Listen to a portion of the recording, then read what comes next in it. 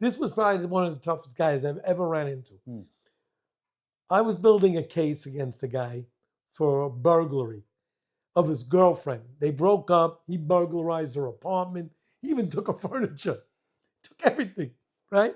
But I didn't have the case. I didn't know where the furniture was. I didn't have all the facts down enough to make an arrest. But I went up to interview him, and he was a real wise guy. They owned a cement company, so you get the picture, right? And the son was there, and the son, he was much younger, and the son's going, "Listen, you ain't talking to my father. You ain't doing nothing. You ain't never taking him." And I was working. My partner was on vacation. My partner was Timmy Kennedy, and he was on vacation. I didn't have a case yet, and I was working with another detective. And this guy just gave us a hard time. So time went by, we left, and I built my case where I knew I could arrest him. And my partner came back, Timmy, right?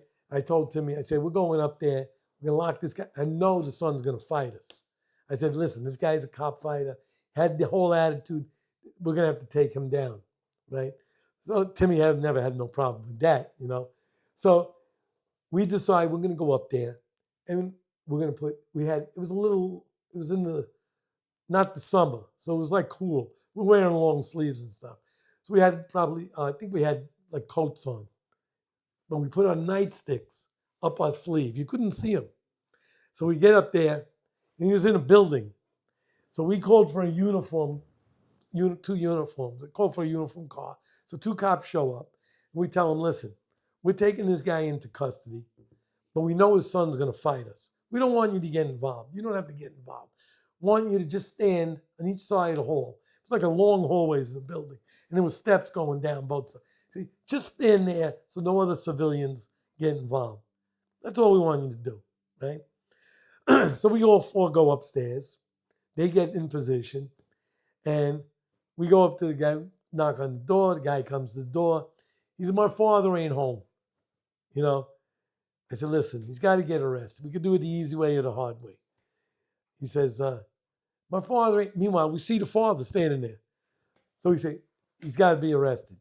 He says, "You ain't taking my father. You got to go through me." I said, "Listen, he's going." He says, "No, he ain't." So we start walking. He starts throwing punches, right? Nightsticks come out. They just slide down. Timmy got one, I got one, and we go to work on this guy. His father, meanwhile, has a heart attack. And this guy's fighting us. He falls down the fall. We didn't touch him.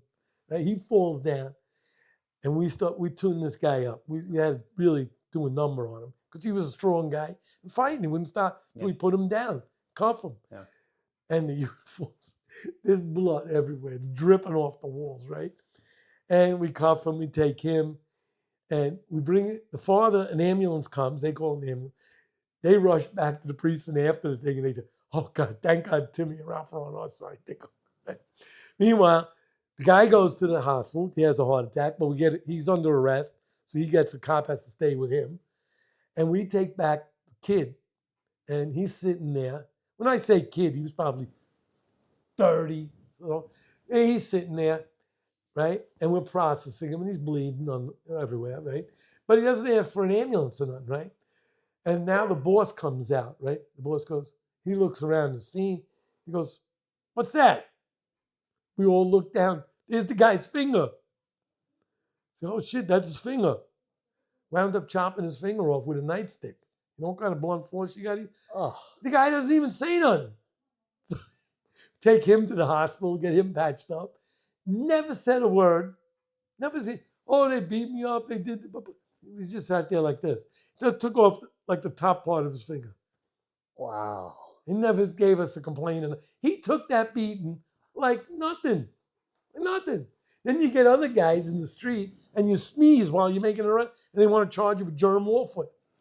You know, they make a million complaints on you. You know? But I'm just telling you, some of the tough guys that I ran into. Just a different time, right? Oh, man. I mean, they were crybabies too, but you have cop fighters. Yeah. We had a guy once that was a known cop fighter in our area, right? A known cop fighter. And, well, I'm not going to tell you how the whole thing went down because I wasn't privy to the whole thing. But we got a call, and he was a known fighter. He was a ranked fighter. And He was fighting some cop. All I know is we got there, and then there was a lot of fighting going on, and his hand got broken. A lot of places never fought again. Mm. Wow. But he hadn't taught his lesson. But there were guys that were known. But these guys knew they were going to pay the price. Yeah. Not like today. Right. Now they want to fight you. They want to hit you, spit on you, throw bottles at you, and you can't touch them. And they still sue you Yeah. and make complaints and collect money. Yeah. You know, it's a different age out there.